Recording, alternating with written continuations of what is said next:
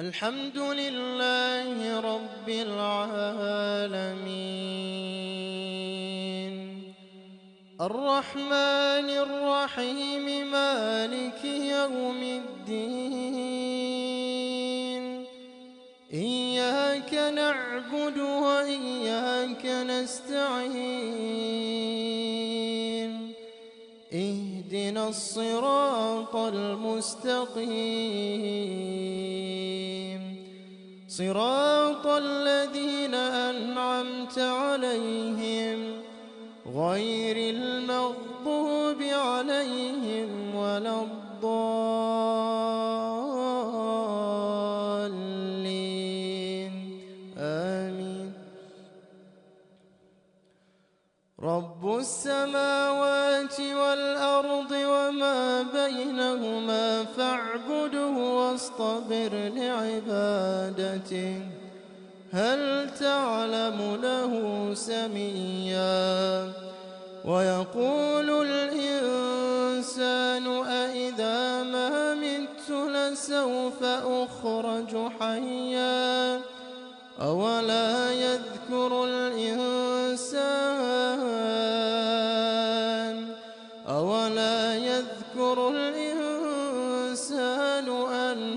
أنا خلقناه من قبل ولم يك شيئا فوربك لنحشرنهم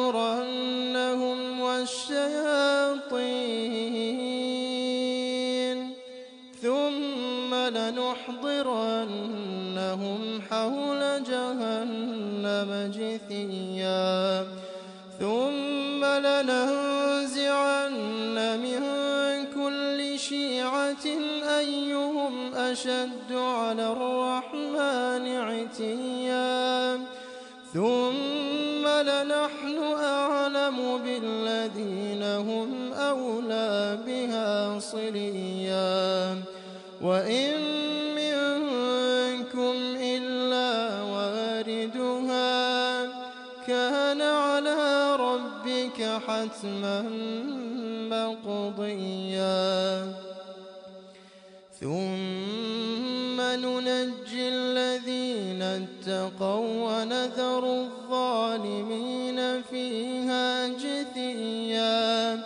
وإذا تتلى عليهم آياتنا بينات قال الذين كفروا للذين آمنوا أي الفريقين خير مقاما وأحسن نديا وكم أهلكنا قبلهم من قرن هم أحسن أثاثا ورئيا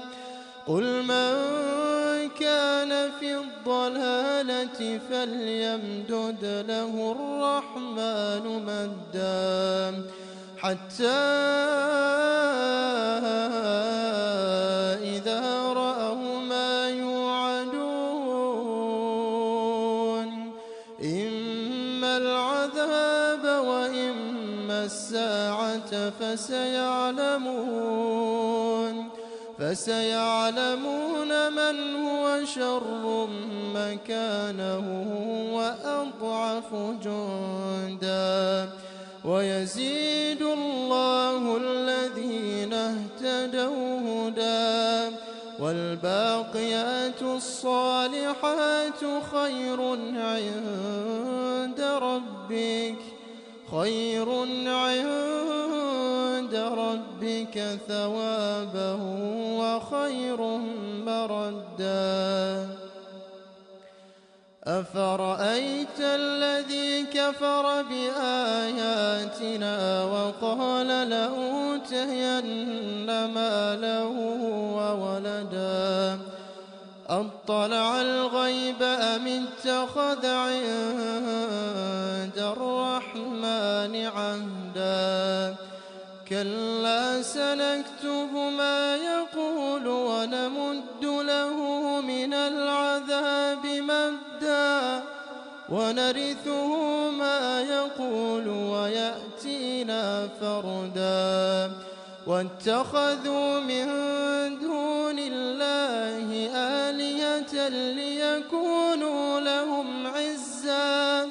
كلا سيكفرون بعبادتهم ويكونون عليهم ضدا ألم تر أنا أرسلنا الشياطين على الكافرين تؤزهم أزا فلا تعجل عليهم إنما نعد لهم عدا يوم نحشر المتقين إلى الرحمن وفدا ونسوق المجرمين إلى جهنم وردا لا يملكون